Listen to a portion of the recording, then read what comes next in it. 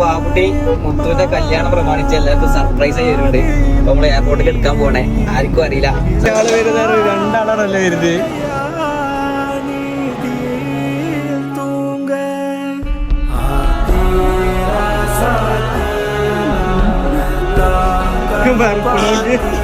ഇതിപ്പോ എനിക്കിട്ട് ചാമ്പി, ഞാൻ സർപ്രൈസ് ആയി പോയി.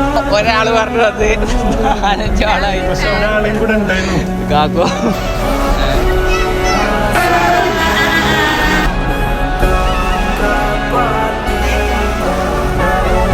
പെരിയിലാളില്ലാത്തൊരു ചാമ്പ്യനെ ഒന്ന് സർപ്രൈസ് ചെയ്യാൻ പോവാ.